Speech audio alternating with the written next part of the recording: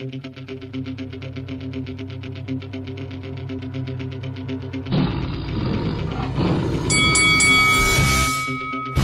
this is Carl the Cobra Frutch, and you're watching Lights Out. This is Faisal Khan for Lights Out, proudly sponsored by Spartans Law, and this is podcast 59 of the Lights Out Boxing Podcast. Happy New Year, people. Happy New Year, Ron. Happy New Year to you too. How's the festive season? Very good, very good. Very relaxing, some good time with the family. But I think we're here to talk about boxing here today, aren't we? We wouldn't be here otherwise, Ron. Before we get started, like, subscribe, comment. Make sure you check us out on all the social media platforms.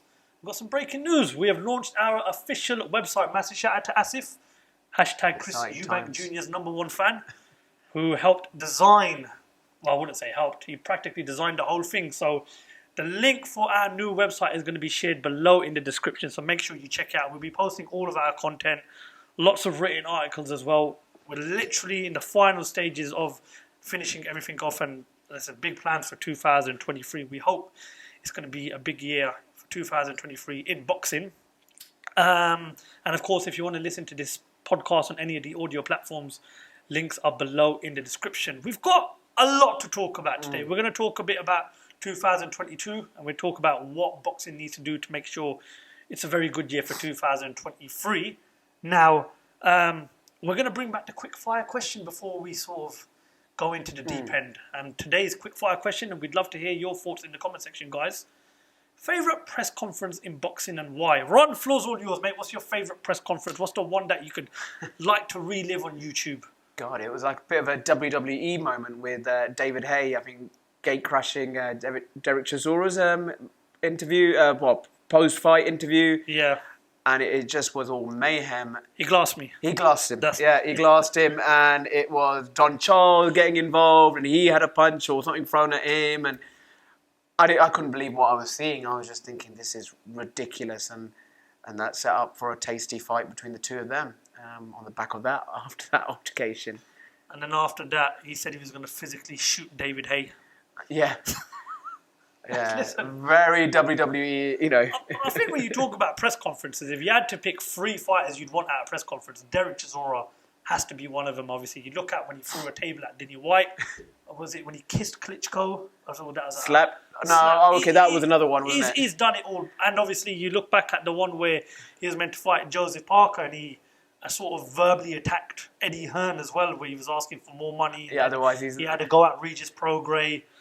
Yeah, he's definitely one of the best characters but to have. Let's be honest. I mean, the king of press conferences, this man over here, you know, he's the one that really brought showmanship into boxing, where boxing was supposed to be a gentleman's sport, where, you know, you did all the talking in the ring. You know, he changed all that. You know, him and his predictions. You know, I think he's inspired the fighters now to make boxing a kind of like an attraction, isn't it? And obviously, you definitely don't get any like this man. He was just the poetry, the Louisville limp. Yeah, the Louisville limp. My favourite press conference has to be Tyson Fury and Vladimir Klitschko, the whole Batman suit. Oh my God, yeah, that was hilarious as well. I mean, and then, you know, just the barrage of attacks he launched towards Klitschko, and I mean, Tyson Fury, and you know, if you look back at his career, I mean. He was not as well known back then, but his press conference with Steve Cunningham, that was quite tasty as well. But you know, I've got to say that majority of his press conferences are very entertaining. But this one against Klitschko, I mean, a lot of people say that's where he won the fight originally, because you can just see he wound up Klitschko, you know, calling him boring and, you know, saying that all he likes to do is jab his opponents to death. And I have to say, looking back at that press conference, that's when I really looked at Tyson Fury and I thought, do you know what? Psychologically, this guy knows how to beat people in and out of the ring. There's a number of press conferences you can look back at. I mean, you know, you look at Mayoga when he was taunting, slapped Shane Mosley's wife's backside. Yeah. Oh gosh. Yeah. What was he? Do you know what I mean? Yeah. Amir Khan and who was it again? Where he threw water at him? Yes, in his comeback fight. Oh my God, who am I thinking of? Phil LaGreco. That was quite entertaining. Yep. He's like, you're challenging. I've got to say, the most volatile one I've seen was Khan Brook on Fight Week. Khan Brook. We've actually, if you check out the YouTube channel, we've actually got a clip of the most volatile moments of that whole press conference, and I think the clip lasts about 19 minutes long. There was so much. You put it this way, you wouldn't want your kids watching it. It was that bad. It was that heated. Can I add another one in? Lennox Lewis and Mike Tyson, when they came up to their, when they were facing up to each other, and then it was all, mayhem. Just gonna. Do you think Lennox Lewis got it worse, or do you think the guy that said put him in a body jacket got it worse? Because I look back at what Mike Tyson said to that guy that made that comment, and not you don't really want Mike Tyson having a go at you. Do you know what I mean? I mean, Mike Tyson ended up biting someone as well, and well, not I mean, we know he's bitten someone before, but. I mean, it's on his leg or his ankle or something. But. Press conferences usually are a hit and miss, but when they are a hit... They sell fights. 100%. They make you tune in. They make you want to buy that pay-per-view. They make you want to click that button. But anyway, let's get cracking and let's talk about today's podcast. We look back at 2022. We're going to give our thoughts and opinions on the year of boxing. We'll start off with the positives. Positives-wise, you have to say that there were a few things that went right for boxing in 2022. Negatives-wise, there was a lot of negatives. I think the negatives outweigh the positives in terms of 2022 for boxing. I mean, we ended 2021 with two great heavyweight fights with Fury Wilder 3 and Usyk Joshua 1. And you kind of thought that, we're going into 2022, it's going to be a great year for boxing. You had so much to look forward to with the Khan versus Brook announcement being made at the back end of November 2021. So you really thought that, this could generally be a great year for boxing. My opinion is that it didn't live up to expectation. Yeah. I mean, boxing's, when it gets compared to MMA and UFC, they make those big fights. They don't duck each other. There's only one kind of organisation. With boxing, it's such a tricky to make those fights happen because they might be under different kind of different organisations, different kind of management platforms. There's so many fights that we could have seen in 2022 which we didn't see, and which I'm sure you're going to talk about. But the year started off great. You mentioned about Khan Brook happening. So when you talk about the positives, you have to say, for me, the biggest positive has to be the new journey of Sky Sports and Boxer. I think they've had a phenomenal year now. I remember when I attended, I think it was their first press conference at the back end of 2021, and they were talking about this new adventure. I genuinely was worried for them. You initially weren't too... No, I wasn't. I wasn't jumping on that bandwagon initially, were you? Because I thought like they've lost... Well, not lost, but Eddie Hearn and DAZN have moved away from them. How do they sort of rebuild? What does the future hold for Sky Sports, potentially with Anthony Joshua moving away from Sky Sports as well? Does the crop of fighters Eddie Hearn had brought to Sky Sports going with DAZN? You look at the likes of the Dillian Whites and the Joshua Buatsis, the Callum Smiths, Canelo. These fighters will be obviously going with Eddie Hearn and DAZN and Matchroom. Sure. But I have to say, what a phenomenal year it was for Sky Sports. Not just because of the shows. I think you have to look at the great talent that they've had come through in 2022. That's what I admire. He's plucked these young up-and-coming fighters that are not known but are exciting to watch. You got... We can mention a few names like Ben Whittaker. We can mention like the Adam Azeems, Caroline Dubois. These... it's exciting. I like watching their shows. They put on really good shows, and I'm looking forward to. They're building these fighters. They're taking these Olympic, amateur fighters, and they kind of give them a platform to fight on. And I think what you're getting with these great crop of fighters coming through is we're getting to see what the future holds for boxing, which is very important. Sure. Because as much as it hurts me to say it, we're sort of coming to, I wouldn't say an end, but we're on that path to where the great era we've got now may not have long left in boxing, if you know what I mean.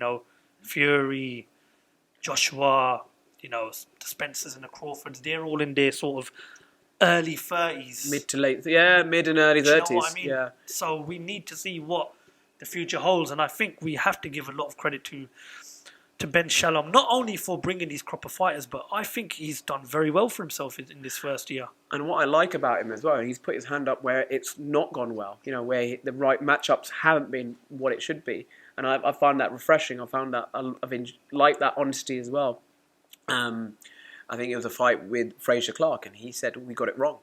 None of this bullshit that, this, that, and the other. No. No sugarcoating it. No sugarcoating it. And straight off the cuff. Yeah, straight off the cuff, and we'll make sure we put him in with better opponents next time. Obviously, the main focus on Ben Shalom was going to be what type of fights he's going to put on, what type of undercards he's going to put on, who's going to be headlining these shows. Is it going to be a face of Sky Sports Boxing? And again, I say that I don't think they're really focusing on having a face of Sky Sports Boxing. They are just basically focused on putting on the best possible shows. Now, I mean, if you look at their breakout year, you have to look at their first month of the year, which kick-started in February. What a phenomenal month for boxing. You had Chris Eubank Jr. versus Liam Williams in Cardiff. Yep. Which was a grudge match and, which attracted a lot of attention from the boxing public.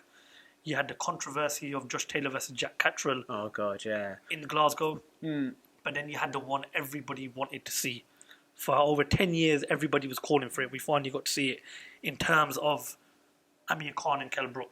That, for me, is just completely tells you why they've had a phenomenal year. It's interesting, isn't it, that, Eddie Hearn, who's been involved in boxing for so many years, he wasn't able to achieve that. But Ben Shalom, the new kid on the block, comes on, makes it happen. And, it was a great... I am glad as a boxing fan that I got to see that and I got to see what happened. You said that he's straight up. Do you think it was just a case of he sat down with both fighters, was completely 100 with them and just said, look, it's either now or never. Here's what we're offering. I don't think he'd sold them any bullshit. No. I just think he said, look, the platform's there. We're on a new adventure. The money's there as well. Yeah.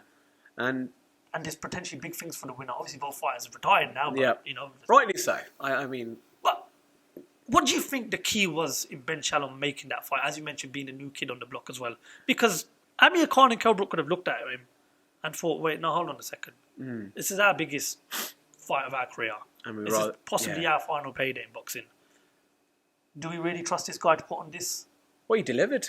I mean, yeah, you're right. I think they could have had their reservation. They could have been like, no, let's go with someone as schooled as Eddie Hearn, but they chose not to. It must have been something that he sold the idea to them. Boxer, still relatively a new platform at that point into 2022 when the fight took place, and it worked out really well. We got the winner. They're both going off into the sunset. Kell Brook's got his, the last laugh. In their war. Has he though? No. You never know. Yeah. I think when you look back at that, that sort of February period for Sky Sports and Boxer, the caliber of main events, as we just mentioned, Eubank, Williams, Taylor, Catterall, Khan, Brook. I was just astonished how they managed to sort of work through that February period, given the fact that it was sort of a new era in boxing. And obviously you got to see a lot of the young talent coming through as well. One of those was a main event box office show. Obviously Khan and Brook was always going to be main event. But you have to take your hats off to how they sort of handled it. Yeah, they got a bit of criticism for the Khan versus Brook undercard, but look, it doesn't matter what undercard you put on. That fight was going to sell because of Khan versus Brook. Sure. Now, would we have liked to have seen a lot more talent on that card? Yeah, possibly. But I look back at it and I think you had the Azim brothers on that card. You had Natasha Jonas win her first world title on that card. I met some fantastic stars on the night. You had a good night of boxing. Absolutely. What more could we ask for? But now the question is going to be is, given the fact that they've put on that February, they've got the experience of putting on these big shows, what next for Sky Sports and Boxing 2023? What do you want to see differently going into this year now?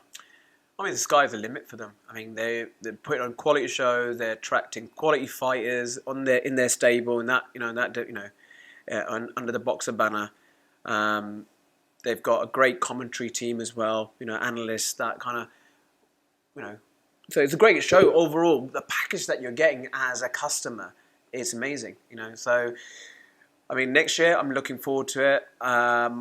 has it been resolved with the whole Lawrence Okoli? So that's another thing. I mean, when you were talking about the face of boxing, I was hearing that Lawrence Okoli was going to be this face of. That's a massive risk, though. That's a massive risk if you're making a Okoli. I mean, nothing against Okoli, good fighter, world champion. He's not the most attractive fighter to watch, which I've openly kind of suggested that but he has made improvements. Yeah, under Shane McGuigan. Now there was obviously controversy between does he have one fight left or does he not? But would you put all your eggs in that basket and say this is the face of boxer, like comparing it to I personally Matchroom and Anthony Joshua or Queensberry and Tyson Fury? I don't think Sky Sports and boxing need a face. I think they just need to keep doing what they're doing. Yes, there needs to be. We definitely need to start seeing more bigger fights. Of course, they are going to get judged on, the elite fights that they put on, which rightfully so. Every other promotional company does. But look at the start of January. What we've got to look forward to, Liam Smith and Eubank Jr., which we're going to talk about a bit later on. But that's a great way to start. On the undercard, you've got Joseph Parker versus Jack Massey, who's making his heavyweight debut. You've got Richard Riakporhe fighting Glavatsky, a former world champion. That's I like that. There's no telling who else is going to be on that undercard as well. So that's a great way to start the year. But we'll stay on the positive side. And I remember when we done an end of year review for 2021, and I said to you, women's boxing is leading the way right now. And my God, has it continued to lead the way. You had 3 great fights, 2 fights of those potentially fight of the year candidates. You start off with Taylor versus Serrano. Yeah, that was an absolute boxing classic, which is what I call it. And it's a fight that, whether it's going to happen at Croke Park or whether it happens in America, it's a rematch we want to see. Then you look at the undisputed clash, Shields versus Marshall. Great fight. Obviously, we waited a long time for it. Well, it was delayed, wasn't it? And it's delayed because of Queen. Yeah, so they added a little bit more extra to it. It delivered. And you see why she is considered the GOAT. And then on that same card, you had Michaela Mayer versus Alicia Baumgartner, which was a great fight. Another one, yeah. And we're hoping that we get to see it again. And then you look at other fighters like Ebony Bridges. She's making she's gained so much of a fan base. Yeah. I mean, for whatever reasons. Yeah. We're not going to. Her attire does help. But aside from that, she's improved. I'm a massive fan. She's come on from that loss against what was it again? Shannon Courtney. Another one of your one of my favourites. Yeah. But Ron, women's boxing. Yes, okay, I can understand this a lot more. Caroline Dubois as well. Let's not forget about 100%. her as well. There's a few. I think what we really want to see with women's boxing is more of these elite fighters. More of these. At the moment, is that you get one really good fighter in a poor division. That's a problem. I think that's why it's not attracting more attention. But often, like we said, you mentioned about Katie Taylor and Amanda Serrano, 2 elite level fighters. But beyond that, what else is there? Oh, come on, you've got but that is the issue. That is it. I mean, once we build up that. But Ron, you're getting the best fighting the best. Absolutely, which I'm not going to knock. But what then? Well, that's what we're here to talk about. How does 2022 get topped by 2023? Because I think... You mentioned about the rematches. Great. I would look forward to those rematches. I would pay for those rematches to watch, the pay-per-view. It's coming a bit more if you can, please, Ron. Yeah. Yeah, no, just coming a bit more if you can, please, lad. I can't think of how you look back on 2022 and pick something wrong something that was wrong with women's boxing. I think it completely outshined the men's division, the men's side of thing.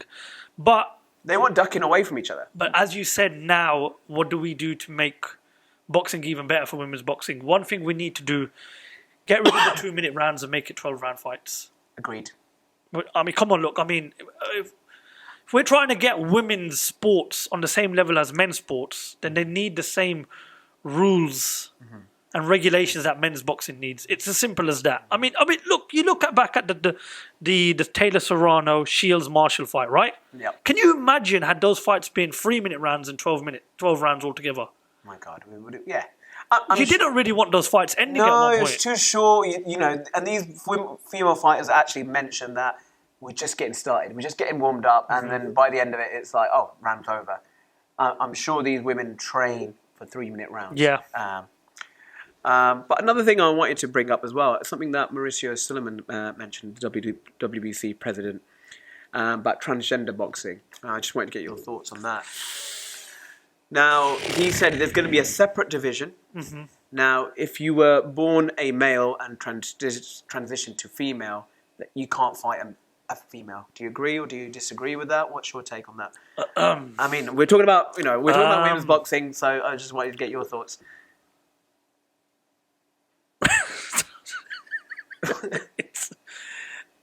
It's more boxing. Yep. I guess it's all about trial and error. Okay. Am I for it? No. Am I against it? No. Mm-hmm. Because I've made the mistake in the past of saying no, I don't like this, and I've ended up liking it. So I'm gonna judge it when I see it. There's gonna be a lot of fans that won't want to see it. There's gonna be fans that will want to see it. But I just hope, for the sake of boxing, it works out. Could we see that in 2023? Well, I mean, the president of the WBC, Mauricio Suleiman, said it's going to happen, so it's going to happen, isn't it? They're looking into it. What do you think? Because obviously, when I seen this put out on Twitter, there was so much negativity in the comment section. Sure. Why do you think there's so much negativity surrounding it? I think it's safety. A woman fighter and a male fighter, difference in power, difference in bone density. You can't, you can have them sparring with headgear, that's just about fine. But actually receiving the blows from a male fighter to a female fighter, it's not compatible. So I totally agree with what Mauricio Suleiman said, that there's to be a separate division. But if you're born a male, but transition to a male, you can't fight someone of the opposite sex. So it's going to be a man who's transitioned to a woman fighting another man that's transitioned to a woman. So I agree with that. I'd like to see a platform for that. I mean, that could be another avenue for boxing as well. But I don't want to see men and women kind of fighting at each other, because it's just not a fair playing field. I think that's my opinion. But let's see. I mean, that you said in the past that you wouldn't agree with it, but it could be something that could be more interesting for boxing viewers. Anyway, so moving on. We've obviously given our opinion on transgender boxing. Only time will tell whether to see it works out or not. But like I said, it's all about trial and error. So, But again, women's boxing, I think phenomenal year. Maya Baumgardner fight I'd love to see again. Shields Marshall too. Obviously, if you watched, Soccer AM? Savannah Marshall said that she's activated a rematch clause. Do you think that's the right decision? Yep. I don't think she gets any bigger fight. Fight generates more money, and I think that if she can step a game up. What about Terry Harper? You've got Natasha Jonas. Yeah, that but could potentially... these are fights under Claressa's weight class. I just think a rematch makes sense. I mean, we spoke with Dmitriy Bivol last night, who is Claressa Shields' manager and promoter. So check out that interview. And he said that the fight can happen, but doesn't happen at St. James's Park. I think, if that fight happens, Savannah has to go to America. Claressa's got all the belts. She's won the. But does she sell out there though? Well, this is it. Because boxing's. Yeah, but Ron, this is it though. It doesn't matter whether it sells out or not. If you are the champion with all four, it really does, because it's about making money. Well, that's what these women are. Well, look, it's a Sky Sports show. I can imagine it will be a Sky Sports show. This is a chance for Sky Sports and Boxer to sort of branch out to America. Take this to Madison Square Garden, put on a very good undercard, maybe another world title fight. Do you see it being as a main event or a co-main event? No, this has to be a main event, Ron. It's an undisputed clash. But that's the problem. American women's boxing, is it as big as it is here? Look at Madison Square Garden for Taylor versus Serrano. A sellout. And those fans will remember that fight for a very long time. Sure. This fight could also live up to that same expectation. Again, look, I mean, like I said, the only reason why I feel as if the fight should be in America is because she is the GOAT. She is the face of women's boxing. She's the greatest female fighter of all time, and she holds all the marbles. Sure. Do I need to say anything else? No. Anyway, we'll move on and we'll talk about obviously now the negatives of 2022. But before we move on, I just have to say a massive shout out to women's boxing, Ben Shalom, Boxer and Sky Sports. Brilliant year for them. I'm excited to see what 2023 holds for them. I'm really excited to see the next crop of fighters coming through. And just like yourself, I'm really excited to see the Azim brothers, the Ben Whitakers, the Caroline Dubois. This is the future of the sport and it's going in the right direction. Negatives, 2022, there's so many you can pick, but we obviously have to sort of, the starting point, for me, whether you agree with it or not, I think the biggest negative is that we didn't get to see an undisputed heavyweight champion. The weight still goes on in this 4-belt era. Now, obviously, if you want an undisputed heavyweight champion, you have to go all the way back to Lennox Lewis. Phenomenal fighter, goes down as one of the best heavyweights of all time, no doubt.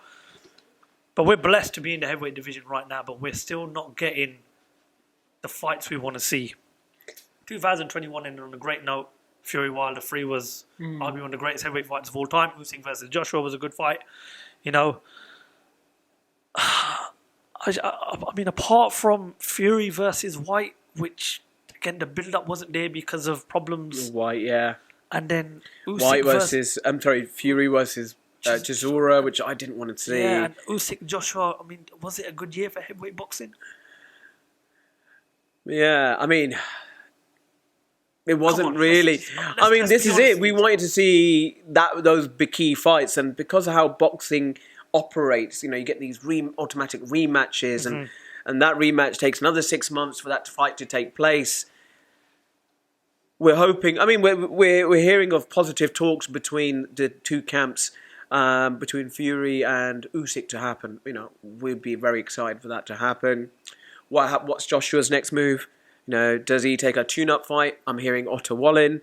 I don't know if he's trying to escape that man here in the photo there. Who's what happens in his career? What's his next step move as well? The bronze bomber, Deontay Wilder. Absolutely. What next for Dylan White? Fabio Wardley, who's got the British title. Fabio Wardley, who came up. I mean, that I really enjoyed that. And I felt really sorry for Nathan Gorman. Daniel Dubois came through. The juggernaut, Joe Joyce. Joe Joyce. You know what? And that three-way that they had, the Usyk and that WWE like we were talking about earlier. There's potential there in the heavyweight division. You got Hrgovic as well. Who's apparently he's mandatory for the IBF world title, which is held by Usyk. What happens there? So, they just need to get themselves organised and say make these matchups, these exciting matchups that we want to watch. Oh, look, I mean, For a very long time, you have to look at it, right? I mean, and this is no disrespect to the Klitschko's, but they dominated the heavyweight division for many years, and we were sort of like thinking, is the heavyweight division really dead? And I remember in 2016, I watched an interview with Mike Tyson, and he said, the heavyweight division is finally alive now. Give the money to the heavyweight division. We've got so many good fighters out there. We need to focus our attention back on heavyweight boxing. And as you just mentioned, all of those names, there's a few I didn't mention. Yeah, as well. Exactly. I mean, number one I want to add is Jared Anderson as well. You got Big Baby Jared Anderson. Yeah. You got Big Baby Miller that you've been talking to his manager about.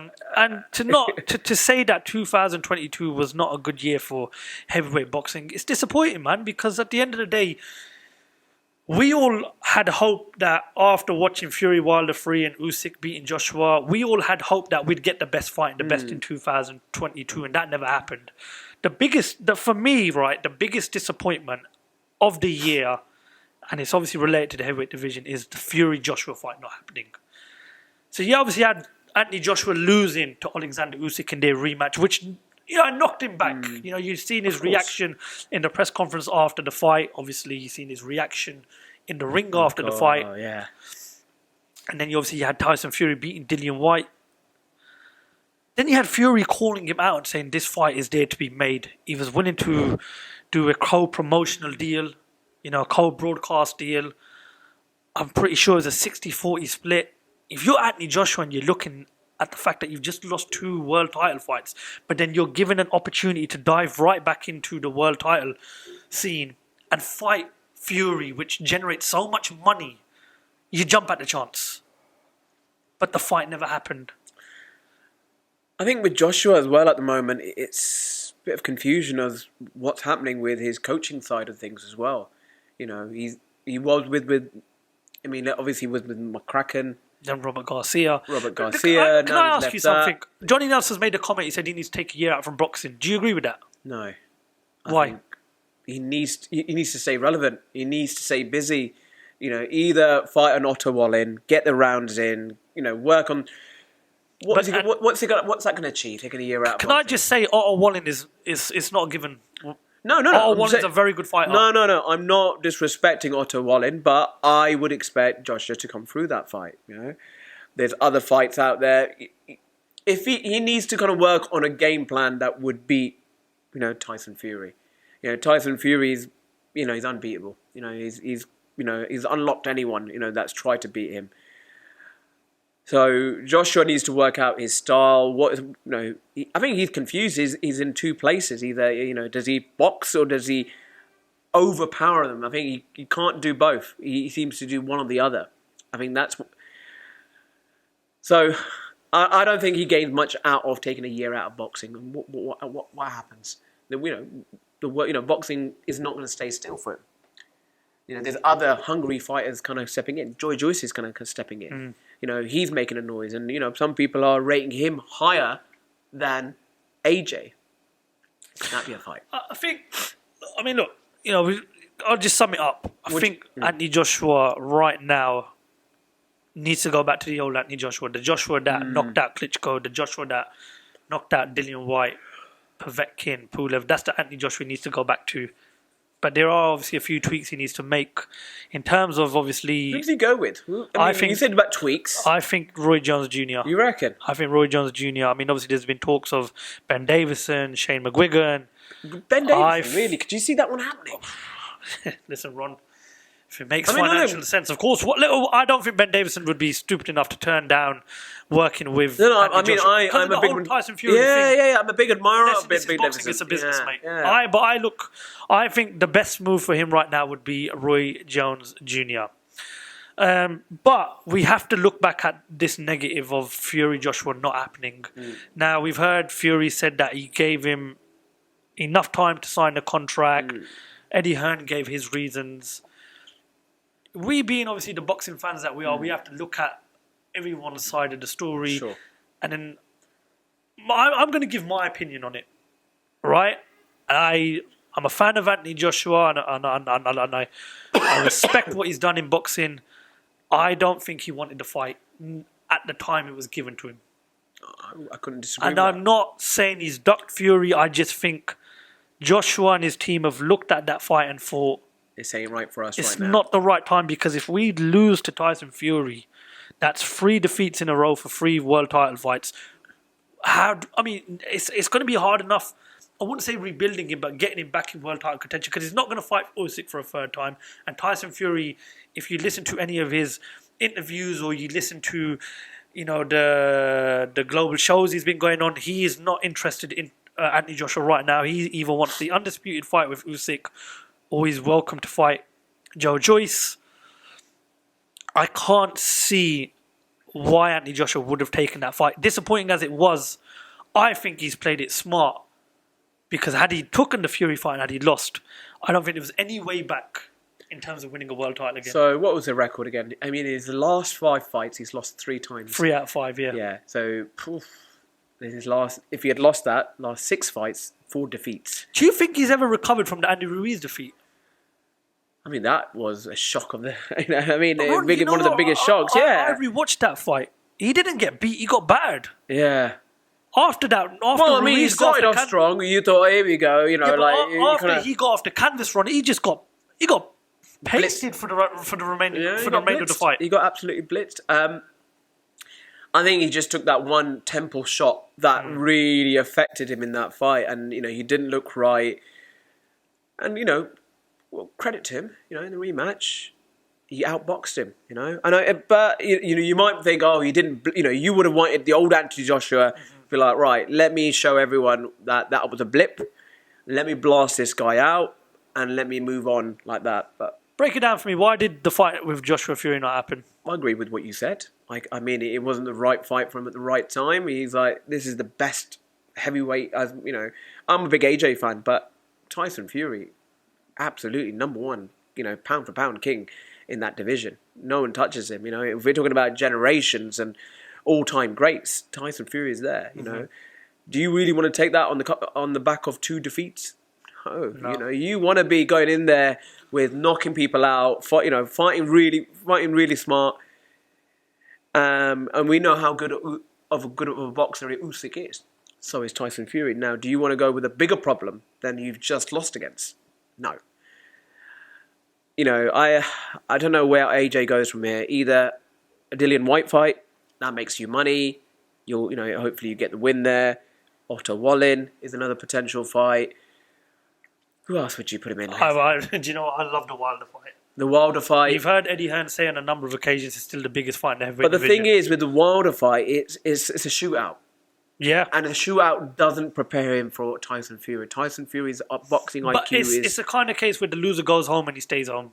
Yes. There's no coming back from that. Which I think kind of why you won't probably see that fight happening. I'd love to see that would be more... But that's a fight that should have happened when they were both world champions. They should have made that fight happen then. But the attraction's still there. It's still going to be a sellout. Fans still want to see that. You've got 2 big explosive punches. And there's obviously a lot of unfinished business between these two. But I have to say, for me, that was the biggest negative of the year. The fact that we were told there's so much promise and it was going in the right direction and then bang. As we're talking about Wilder, what's his next move? It's got to be top 5, Ruiz? top. Yeah. Andy Ruiz? Because I think Sanchez? I think White fights Joshua next. I think Ruiz Wilder makes sense. Yep. You know, not a bad fight at all. Yeah. I haven't said that. I think Wilder wins that fight, but it's a great fight. I like to watch it. Knocks him out? Wilder's not going to beat him on points, is he? No, he doesn't do points. Exactly. He doesn't do points. But only one time in his career he does points. But overall, for me, the biggest negative of the year had to be that. And there was so much more. The wait for Spence and Crawford going on. But with the sound of things, at least 2023, we're hearing positive news of Fury and Usyk getting it on. Well, until they're in the ring... Absolutely. Touching gloves. Another negative. Spence Crawford. Gosh. You know what? I had so high hopes for that. Yeah. You know, this was going to happen in November, blah, blah, blah. They're not getting any younger. I mean, Crawford's at 35. You know, Spence is at 32, touching on 33. Like, guys, boys, if you're not going to do it now, there's no one in your division. You know, if we go back... 5 years ago, the welterweight division was the division to watch. You know, you had the Pacquiaos, you had all the exciting talents in that division. Now it's like the most frustrating division because... I think the golfing class between these two and the rest of the division... I mean, that's not obviously disrespecting Jaron Ennis or Virgil Ortiz. They're up and coming. They're going to have their moments. Yes. And, but I just think the golfing class is massive. You know, we had obviously... Eubank Jr., sorry... Conor Benn to look forward to. You know, he was kind of making noise and moving up the rankings, and whatever happened there, happened there. Why is this fight not happening between... I honestly can't tell you. Can I tell you why it's not happening? Go on. It's because neither are willing to accept A side and the B side. Yeah, which... What was the split? What was, in the November fight that I believe that they were, from watching, obviously, the build-up and, listening to how the fight was sort of getting to be made and details. Okay. From what I've seen, neither wants to accept a 50-50 split. Both fighters think they're bigger than the other. But look, there's no harm in that. They're great fighters. Two of the best fighters. Could they not do this? Like 50, the winner takes the larger proportion. No one's going to agree to that. Because then you look at it, right? I mean, they both win. Whichever one wins that fight, where do they go from there? Go up to 154. 154, yeah. Yeah, but then do they really look at the rest of the 147 division and think, yeah, I can get out of bed for that? I mean, and I'm not disrespecting the fighters beneath them, but because these two are such elite fighters, I wouldn't say Jaron Ennis and Virgil Ortiz are elite fighters at the moment, and I wouldn't say the likes of the Conor Benns are elite fighters right now. I mean, they win this fight. If this fight does happen between Spence and Crawford, they go up to 154. They look to tackle the likes of the the Tim Zoos or one of the Charlos. I mean, that's what potentially awaits for them. I think if the fight does happen, whichever one wins that fight, they go up because they're undisputed and they go up to 154 I reckon there'll be a pounds. rematch if that fight ever happens. We can't even get a first I fight. I know, but there's going to be a rematch. It's like, bloody hell, boys, you made us wait this long. Let's bloody have another fight. So, your honest opinion, why has the fight not been able to be made yet? Sadly, again, I've got to agree with you. You say sadly. Why sadly? Sadly, it's just sad that it is down to egos. It's not about anything else. It's to do with egos. It's not like one's coming up in weight, one's coming down in weight. That one's going to be at an advantage or a disadvantage. They're the elite in that division. They're in that pound for pound list. Yep. We earlier on I mentioned about MMA. There's no fucking about there, man. They fight. Well, there's one face, one name, one guy running the show. Of course, it's going to that's what makes me feel sad. That it's because of ego. Like, boys, just get it on. If it's a great spectacle, you can have that second fight again. Make more money. If you won the first fight, you get a bigger piece of the pie the second time round, or vice versa. I've always loved the 147 division. That's been my, growing up. We've seen amazing fighters like the Pacquiaos and the ones that come before that. The Mayweathers, the Delawares. I mean, we talk about the great kind of division of boxing. We're talking about Sugar Ray Leonard's, Hagler's, and the Hearns, the Durant. They fought each other. Yep. Why can't we get that now? Because boxing back then was a lot more simple and the fights were a lot more easy to be made. But I just think I have no hope for Spence versus Crawford anymore. I just think if it's not going to happen, if it's going to happen, it's going to happen like it happened with Mayweather and Pacquiao when it's far too late. Yeah, and as you said, egos, money. That's the stumbling block, and unfortunately, it's not just any stumbling block. It is a huge stumbling block. But obviously, another negative, and again, this one knocked us all for six, was the disappointment and handling of the whole Chris Eubank Jr. versus Conor Benn episode. I mean, we still yet to know what the exactly. We don't know what's going on. Oh yeah. Conor Benn's claimed he's innocent. Okay, that's fine. If you're innocent, brilliant, well done. I'm glad that fight was supposed to take place in October, right? Yeah, and I'm glad that you've proved your innocence. Where's the proof?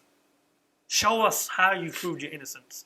Obviously, look, he said that it will all come out, but why is it taking this long? That fight is supposed to happen in October, went out in 2023 of January. I think, look, I don't want to go too much into the whole why he got called off and everything. We know why. I think the way that it was handled, in terms of the length it took for these guys to turn around and say the fight's off, was the biggest disappointment for me, because that sent a bad message throughout boxing. Can you imagine that fight had happened, right? Let's say the fight happened and Chris Eubank Jr. got badly injured, badly hurt. Who does that fall down to? Falls down to the promoters of the fight. Agreed. That fight, in my opinion, should have been called off right at that very point when it come out that Conor Benn had failed a drugs test. A second drugs test. And you've got to consider Chris Eubank Jr.'s safety as well.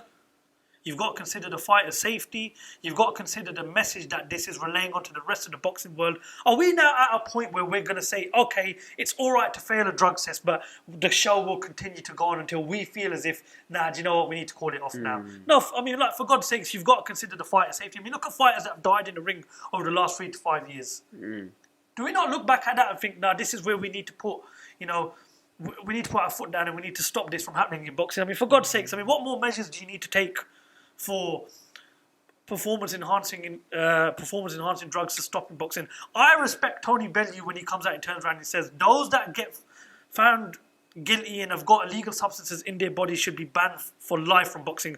I think he's 100% spot on, because we are not relaying a message to say this will not be allowed to happen in boxing. And there are fighters around the world that are looking at this whole incident thinking, well, if he can get away with it, why can't we get away with it? When do people put their foot down, Ron? Yeah, where do we draw the line? It's been a farce. How it's all been handled. We were told, Before I let you continue on, this is not me saying that Conor Benn is a cheat, and I am willing to give the B sample or whatever proof time. I'm willing to wait and see what evidence he's got to say. How long time? But how long can you possibly take? It's been, 3 months? since the fight was called off. I mean, the fight was called off very last minute. This is what a day or two before. The message that and was... I my heart went out to all these other fighters that were on that same card, undercard who, your heart should go out to Chris Eubank Jr. who's come down in weight as well. And his dad was worried about his safety, rightly so. All that training, all that work that he'd put in. All those other fighters, I mean, that were on that undercard, they don't get paid. Simple as. They don't get paid. You don't fight, you don't get paid. It's like, what the fuck? And they found out on the press conference, like, they turned up, they were like, oh yeah, the fight's been called off. The show's been called off. I mean, what happens with his career now?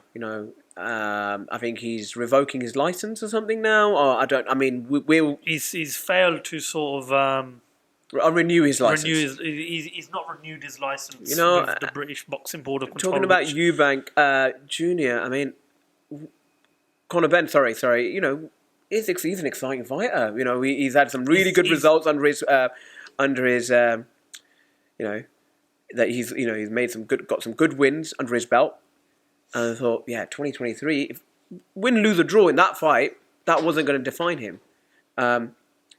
It was going to be 2023 would have been his defining year. Could he have fought for a title? Could he have gone to America? Fought one of these Americans? But it's a shame that we're not going to be able to see that, and we're left still in the dark as to what that fuck actually happened. Look, I think at the end of the day, you have to look at that whole situation and think to yourself, it was handled badly. When did it get called off? A day before the fight? Something really. Yeah. I mean, I was hearing that Eubank was insistent the fight went ahead. I'm glad it didn't go ahead. And I think the integrity of boxing would have been questioned.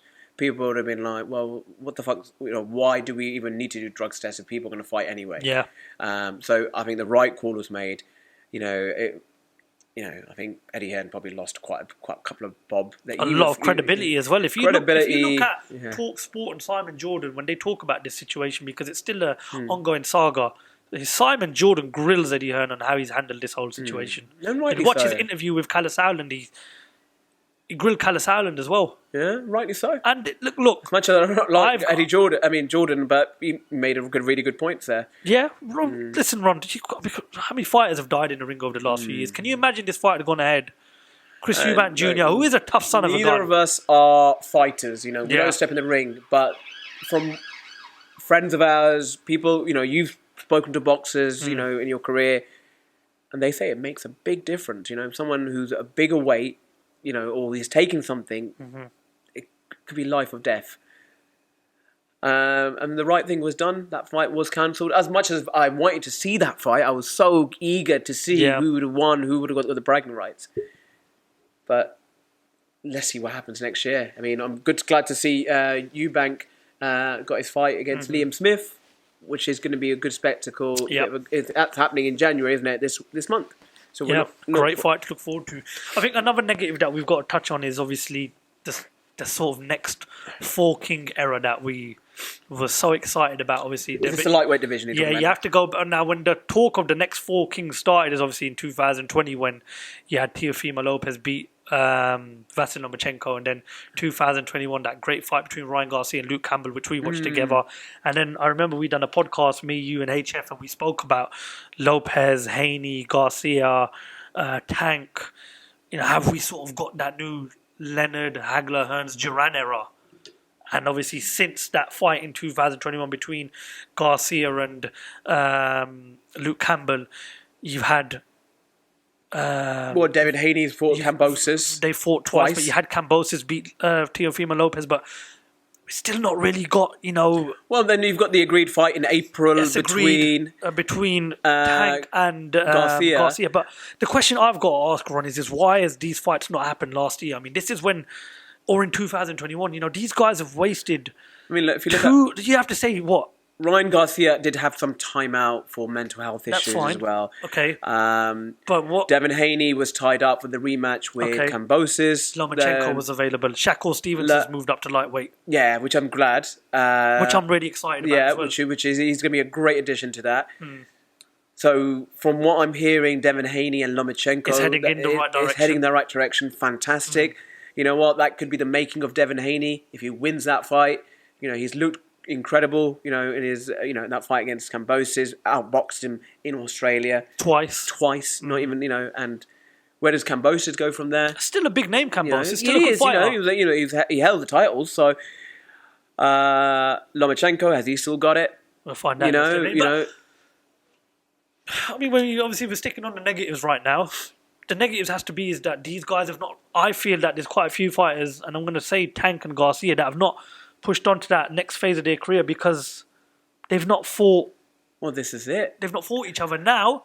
Obviously, they've agreed, but Tank's obviously had a few issues outside the ring, as we know. His fight next weekend. And Ryan Garcia is not taking a tune-up fight for that fight, which I find very confident. I don't know. Garcia. I just think it's a bit naive thinking you are stepping in with a high-level operator. Mm-hmm. You know, would it have been in your best interest to fight someone? I don't know. I'm still skeptical if that fight's going to happen. Again, like I said, I won't believe it until we play it back. If it does get called off, you know, I was the first to say it. I just don't. I'm not convinced. April is another 3-4 months away. I can understand why you've not got much confidence in that fight happening, but I do think this is a year where, especially when you've got Shakur Stevenson coming up, you've got Lomachenko, who's practically in the last phase of his career, and you've got Devin Haney at the top of his game right now. These two guys, listen, in my opinion, they're playing catch up right now. Shakur Stevenson's a 2-weight world champion. He's only 25. Lomachenko's done it all in boxing. Devin Haney is the king of the lightweight division. These two guys are playing catch up right now. These two guys are the ones that have to really do something special, and that is fight each other. No shame for the loser in this fight. Put on a great fight. Just start taking your career towards the right path, and that is fighting the best fighters. Yep. Because Stevenson, Haney, and Lomachenko, they've done it, in my opinion. But I have to say one thing. If there's a positive that you take out of 2022 is the fact that Shakur Stevenson's gone up to his weight. I'm a massive fan of Shakur Stevenson. And I'm going to make a statement right now. I think Shakur Stevenson is going to become the number one fighter in this division. And there's just something about him that I love. Are you saying 2023 he does? Within the next 2 years, I promise you, Shakur Stevenson is going to be the king. All right, of the let me throw you a little bit of a curveball. What about our own Adam Azim? Where does he come into this? He's still at the early phases, Ron. Yeah. He's still let's say 2024. What happens? He has to. Well, he's got to go the right route. They've got high aspirations. They want him to be the youngest world champion. You've got to remember with Adam Azim, in my opinion, for me, with a British fighter, it's British, European, world level. That is the route he has to take. Agreed. I think this is the year. Do you know what? With how well they've pushed him so far, I would personally think at the end of the year, get him in the ring for a British title. I think he's ready to step up British level. We saw against Ryland Charlton what he's capable of. There's a lot of pressure on him, headlining his first show. Ryland Charlton's a very experienced and a good fighter, and he blitzed through him. So I think that tells me the kid's ready to, the end of this year, to challenge for a British title. But let's sort of like slow it down a bit. Let's not rush him. These are elite fighters. These are great fighters. They're the face of the division. If you pushed him into that direction now, I would give it 18 months, 2 years before you start thinking of European world level. But I've got Shakur Stevenson becoming the main man of this division in the next 18 months. You reckon he beats Tank, Ryan, Garcia, he beats the two-weight world champion. Haney, He's 25 years old. Kambosos. He's done 10 times more than Tank and Garcia have done in their career. I'm sorry, and I'm not knocking them, it's facts. Sure. 25 years old, two-weight world champion. Amazing, isn't it? But listen, we need to see Garcia versus Tank in 2023. What will make 2023 a great year for boxing? Yes, the biggest and best fights possible being made. But what else can 2023 give to become a great year of boxing? I'd like to see women's boxing kind of still grow and develop. I mean, it grew and developed. 2022 was a fantastic year, so I want to see that continuing. You've nailed it on its head with the big fights happening in the big divisions. The welterweight division, we want to see that fight happening. Heavyweight division, we want to see an undisputed king. What else? What other fights do we want to see? I mean, I'm sure you're going to mention that. Yeah. Apart from the fights, what else is there? I would like to see more build-up in terms of how fighters are getting on during camp. I'd like to see, like how you get 24/7 with Showtime. You get like they're showing the fighters in camp and everything. I like to see sort of the match rooms, the Queensberries and Sky Sports focus on that. I think that is, again, good content for boxing fans, you know. And in terms of punditry, I'd like to see current fighters get a lot more involved. You know, yes, we've Sky Sports have got your Johnny Nelsons and your Carl Froches.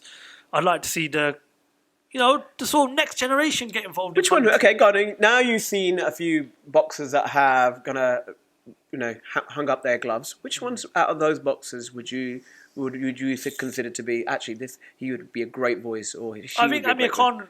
I'd like to see him a bit more involved in punditry.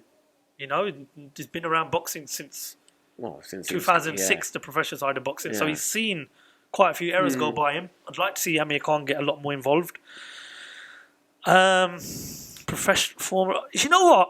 I'd like to see the Klitschko's a bit more involved. Whatever you make of them, they've done great things for boxing. They were legends of the sport. But I think their involvements in obviously other political side of things, and I think they're going to be tied up a little bit. You know, I love listening to Roy Jones Jr. as well. You know, I love listening to Roy Jones sum up fighters, and he's a great analyst. I've done a few interviews with him, and I think his knowledge on boxing is definitely second to none. Barry McGuigan's another guy. I like Timothy Bradley as an analyst as well. He's one of my favourite. He's up there. Barry McGuigan, you mentioned, Okay, go on. The 5 main fights that need to happen in 2023. We've come up with a list, so we'll break it down from 5 to 1. Number 5, Haney versus Lomachenko. Why have you put that in the list? That's going to happen. You know, old dog versus new dog. You know, this is it. Lomachenko, the Matrix, he's going to right a few wrongs, you know, losing his titles to Kambosos, which was a shock. He wants to kind of show that division that actually I am the number one here. He's got a lot of young dogs there in that division. You know, you've mentioned all those names, so that's going to happen. Devin Haney, this is a legacy fight for him. Yep. He wins this. This is a fight that he's going to be telling his grandkids about, that I beat the Matrix, you know. So, definitely that one. Number 4, we picked Joshua versus Wilder. I'll break that down. That's a fight that, like I said, the loser goes home and stays home. There's no coming back from that. It's a shootout, as you said. And I think that fight ends within 4 rounds. But I can't tell you who wins. Okay. Where does it take place? See, that's a fight that I think Saudi Arabia would still want to host. Absolutely. But I do think they're big players in the Saudis, man. The Middle East they're taking all the big fights. Do you expect? I mean, sorry, I'm gonna touch on this. Do you think we'll see more and more fights? Yes. You were talking about what else we want to see. Do you see more fights in the Middle East? 100%. UAE, Qatar, 100%. Oman. Oh, not Oman, sorry, but you know, Saudi. I think what did I say to you? I've said it to you many times that I think the Middle East will take over boxing. Yep. I think it's just they've got the money, the attractions there. Do you think they're doing a good job of it? I think they're doing a very good job. Yeah. Well, we need to go out. We need to do a lights out. Fingers crossed we will head out one day. Fingers crossed. On the company expenses, right? Yeah, we'll be bankrupt by the end of it, but fingers crossed, Ron. One can dream. Tank versus Garcia at number 3. Well, that has to happen. Because, you know, they've both been shouting their mouths off, and, you know, they've not been shy and kind of putting each other, saying what's going to happen in that fight. Tank's also had a bit of back and forth with Conor Benn as well. I don't understand that. Like, where the fuck's that come from? It's just, you know. Is it just like Conor Benn trying to stay a little bit relevant, or social media beef? There's no harm. Yeah, but when does that fight even happen? I mean, Conor Benn. What? Ron, Tank's not fought anyone in his weight. You really think he's going to fight Conor Benn, whose career's kind of like? Conor Benn was going to go up to believe fighting a middleweight at one point, so I don't know how the fuck that's going to fight. Anything can happen in boxing. The pound not speaks very high. Number 2, Spence versus Crawford. Yeah, I mean, let's not talk about that further because we've talked about that to death. But for number 1, Fury versus Usyk. Yes, but we're hearing positive. You ugly little rabbit. Yeah, you're a middleweight. I've already done one Ukrainian. You've done one British bodybuilder, and I ain't a bodybuilder. But you know what the thing is, right? That run is not going to be a shootout. That's going to be a tactical chess match. But this is one thing that people are underestimating is that, okay, Usyk is a smaller fighter, but technically, you know, he's superb as well as he's not Tyson Fury. Fury, though. you know, it depends, doesn't it? He will not beat Tyson Fury. But how does Tyson Fury win most of his fights? Mind let's talk about, take the boxing side of things. He beats people through his mind games. Yeah. I mean, Usyk, it just seemed like... Ron, you've got to remember, right? Which kind of like deflects off everything. Right, okay, so you look at Usyk's career right now, yeah? And I look back at his biggest fights in professional boxing, okay? His three biggest fights... Obviously, one will be AJ versus... The AJ fight, both of them. AJ never played mind games. The second one was the undisputed fight against Bellew. And I think the only mind games Bellew played is when they done a face-off and then he pointed towards the belts and he goes, they're my belts, by the way. And then obviously you had his third biggest fight was Chisora. And when Chisora come in with the face paint on and those three guys are not Tyson Fury, mate. Tyson Fury, when he has to step on the gas and when he doesn't look disturbed, he doesn't look... You know, do you know what I mean? They've had one encounter and that was after a fight. I don't know. I just think that Usyk seems he kind of repels it. You know, he doesn't really seem to be affected by it. Fight week start. Let the Gypsy King go to work. I promise you. Once the Gypsy King starts, I think it suits him that he doesn't know English very well. I think Usyk, I am field. Exactly. Yeah. No, he's just like a duck. I wouldn't be surprised when there are no mind games in the week of this fight. Oh, come on, with Fury. You think Fury's not going to use that? I mean, he's entertaining. There are a few things Fury will do, but I think Fury's got this guy's number, man. Look, Ron, it's... Okay, well, I think this is another podcast. It's a podcast I look forward to, but it's not every day that we talk about a fight of this caliber happening, but... Fury's the only heavyweight right now that's shown he's capable of adapting. I can't see Usyk technically beating this guy because Fury can fight two different ways, and I've not seen Usyk bang yet. Now, he's a smaller guy. If Tyson Fury steps on the gas and he looks to knock this guy out, he will look. Personally, I think Tyson Fury wins this fight the way he wants to win this fight. He's sport for choice. Usyk can only beat this guy one way, and that's by outboxing him. And we saw for Tyson Fury's the start of his career up until the second fight with Deontay Wilder. This guy's more than capable of outboxing Usyk. But it is the number one fight that you want to see this year because you want to see a heavyweight king. Yeah. And I think, we've had, 6 undisputed champions in the 4-belt era. Okay. All right. So we've said about that. Okay. There was a person that was also in that little 3-way, Joe Joyce. What's his next fight? I'm going to throw that at you because, he's waiting in the wings. I can't see him fighting Joshua. I don't think they'll make the Joshua fight. Who does he fight? Deontay Wilder. That's a great fight. I'd love to see that fight. That's a cracker. And Joyce has got a bloody chin. I done a poll after his fight against Joseph Parker because, as you just mentioned, Joe Joyce has got a phenomenal chin. And the poll was if Deontay Wilder lands that right-hand kryptonite on Joe Joyce, how does Joe Joyce react? One of the options was he gets knocked down, he takes it on the chin, or 3, he gets totally wiped the fuck out. Do you want to know which one got the most votes? Which one do you think got the most votes? He gets on with it? No. He gets wiped out. Yeah. I personally think... I think Joe Joyce beats Deontay Wilder. It's a big call. He's a better boxer. No doubt. And we've seen when Deontay Wilder's been taken to deep waters, he gasses out after 6-7 rounds. Joe Joyce has got the best engine in boxing. In boxing, period. I've never seen Joe Joyce look tired once in his career. And the guy's how old? 37, 38? Yeah, he's pushing on in a bit as well. So he's at a point where he's going to be taking these big fights. Now, it's about making as much money as he can because he's arrived late in the show. But I am curious to see what Frank Warren does with him because he's got an injury, isn't he? From the last fight. I think I'm not sure what injury it is. But, if that fight against Fury and Usyk doesn't happen, Joyce steps in, clearly, as we saw in that 3-way. But as we anticipate that will happen, Fury Usyk, I'd like to see that against Wilder.